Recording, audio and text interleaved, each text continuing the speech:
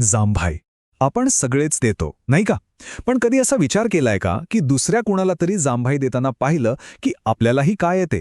म्हणजे ही गोष्ट इतकी साधी वाटते, पण याच्या मागे ना एक मोठं वैज्ञानिक रहस्य आहे. आणि आज आपण तेच उलगडणार आहोत. कल्पना करा, अगदी सहजपणे कुणीतरी आपल्या समोर एक मस्त आळसावलेली जांभाई देतं आणि काही कळायच्या आतच आपल्याला ही जांभई देण्याची एक जबरदस्त इच्छा होते. आणि मग ती थांबवणं जवळजवळ अशक्यच होऊन बसतं. मग प्रश्न हाच उठतो की ही एवढी साधीशी दिसणारी गोष्ट इतकी प्रभावी का आहे, इतकी संसर्गजन्य का आहे? आपला मेंदू याला इतका पटकन प्रतिसाद का देतो? आणि विज्ञानाच्या भाषेत बोलायचं झालं तर कोणाला तरी जांभई देताना पाहिल्यावर आपली जांभई देण्याची शक्यता तब्बल 6 पटींनी वाढते. हो, 6 पट. विचार करा किती प्रभावी आहे ही गोष्ट. बरं, मग या जैविक रहस्यामागे नेमकं कारण काय असू शकतं? अनेक वर्षांपासून शास्त्रज्ञांचा जो मुख्य संशय आहे ना, तो आहे इम्पॅथीवर, म्हणजे समानुभूती. सोप्या भाषेत सांगायचं तर दुसऱ्यांच्या भावना समजून घेण्याची आपली क्षमता. आणि ह्या सिद्धांताला सपोर्ट करणारे 3 मुख्य पुरावे आहेत. पहिला ऑटिझम स्पेक्ट्रम डिसऑर्डर, दुसरा सायकोपॅथी आणि तिसरा पुरावा येतो सामाजिक प्राण्यांकडून. चला मग एक एक करून बघूया हे काय आहे. तर पहिला पुरावा मिळाला 2007 साली. एका अभ्यासात असं लक्षात आलं की ऑटिझम स्पेक्ट्रम डिसऑर्डर असलेली मुलं, ज्यांना इतरांच्या भावना समजून घेणं थोडं कठीण जातं, त्यांच्यावर या संसर्गजन्य जांभाईचा म्हणावा तसा परिणाम होत नाही. म्हणजे ते जांभाई कॅच करत नाहीत. त्यानंतर 2015 मध्ये अजून एक गोष्ट समोर आली. ज्या लोकांमध्ये सायकोपॅथिक गुणधर्म असतात, म्हणजे इतरांबद्दल भावनिकदृष्ट्या काहीच वाटत नाही, ते लोकसुद्धा ह्या संसर्गजन्य जांभाईला फार कमी बळी पडतात. आता हे दोन्ही अभ्यास एकाच दिशेने बोट दाखवत होते, समानुभूती. आणि इंटरेस्टिंग गोष्ट म्हणजे हे फक्त माणसांमध्येच घडत नाही. चिंपांजीसारखे जे अत्यंत सामाजिक प्राणी आहेत ना, त्यांच्यातही हे दिसतं. ते सुद्धा एकमेकांना पाहून जांभई देतात, कारण कुठेतरी तेही एकमेकांच्या भावना ओळखू शकतात. आता या समानुभूतीच्या सिद्धांतामागे एक संभाव्य जैविक कारण दिलं जातं, ते म्हणजे मिरर न्यूरॉन सिस्टम. या आपल्या मेंदूतल्या अशा खास पेशी आहेत की जेव्हा आपण दुसऱ्याला काही करताना पाहतो तेव्हा या पेशी सक्रिय होतात, जणू काही आपणच ती गोष्ट करतोय. आणि याचमुळे आपल्याला इतरांचे अनुभव समजून घेता येतात किंवा समानुभूती जाणवते. इथपर्यंत सगळं एकदम सरळ सोपं वाटतंय नाही का? असं वाटतंय की कोडच सुटलं.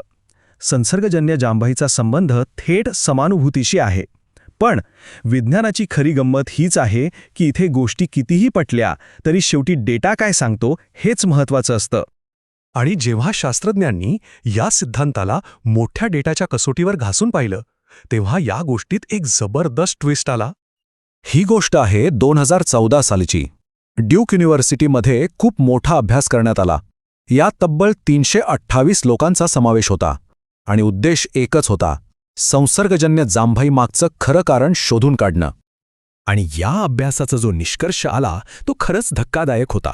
त्यांच्या मते संसर्गजन्य जांभईचा आणि एखाद्या व्यक्तीच्या समानुभूती क्षमतेचा थेट संबंध आहे असं दिसून येत नाही. म्हणजे विचार करा, या एका वाक्याने इतक्या वर्षांपासूनची सगळी थिअरीज धोक्यात आली. मग जर समानुभूती हे कारण नाहीये, तर मग काय आहे? संशोधकांनी अनेक गोष्टी तपासल्या. समानुभूती, दिवसाची वेळ, अशा बऱ्याच. पण त्या सगळ्यामध्ये फक्त एकाच घटकाचा थोडाफार संबंध दिसला. आणि तो घटक होता वय. हो, बरोबर ऐकलं. वय हा एक असा घटक होता ज्याचा कोणी इतका विचारच केला नव्हता. पण आकडेवारी काहीतरी वेगळंच सांगत होती. त्या अभ्यासात एक गोष्ट अगदी स्पष्ट झाली. ती म्हणजे जसजसं आपलं वय वाढतं तसतसं संसर्गजन्य जांभाईला प्रतिसाद देण्याची आपली प्रवृत्ती कमी कमी होत जाते. पण थांबा, खरी गंमत तर पुढे आहे. जरी वय हा एकमेव संबंधित घटक असला तरी तो या जांभई देण्यामागच्या फरकाचं फक्त 8% स्पष्टीकरण देऊ शकला. फक्त 8%. याचा सरळ सरळ अर्थ काय होतो की एखाद्याला दुसऱ्याला बघून जांभाई काय येते यामागची 90%पेक्षा जास्त कारणं अजूनही एक मोठं रहस्य आहेत. एक असं जैविक कोड जे अजून सुटलेलं नाही. म्हणजेच जे समानुभूतीचं एक सोपं सरळ उत्तर वाटत होतं ते आता एका मोठ्या आणि जास्त गुंतागुंतीच्या रहस्यात बदललंय. म्हणजे हे प्रकरण इथे संपलेलं नाहीये, उलट अजूनच इंटरेस्टिंग झालंय. मग दुसरी काय शक्यता असू शकते? बरं, काही थिअरीज आहेत. एक थिअरी म्हणते की जांभई आपल्या मेंदूला थंड ठेवते, म्हणजे एक प्रकारचा बिल्ट इन थर्मोस्टॅट. दुसरी एक थिअरी सांगते की जांभई मेंदूसाठी एक रिसेट बटन आहे, ज्यामुळे आपण जास्त अलर्ट होतो. आणि काही शास्त्रज्ञांना तर असंही वाटतं की याचा संबंध आपल्या जनुकांशी म्हणजे जेनेटिक्सशी असू शकतो. तर या सगळ्याचा अर्थ एकच निघतो. संसर्गजन्य जांभई ही एक खरी गोष्ट आहे आणि प्रत्येक माणसात ती कमी जास्त प्रमाणात का होईना पण स्थिर असते. पण ती नक्की आहे कशासाठी आणि लोकांमध्ये त्यात इतका फरक का आहे, हा जीवशास्त्रासमोरचा एक मोठा न सुटलेला प्रश्न आहे.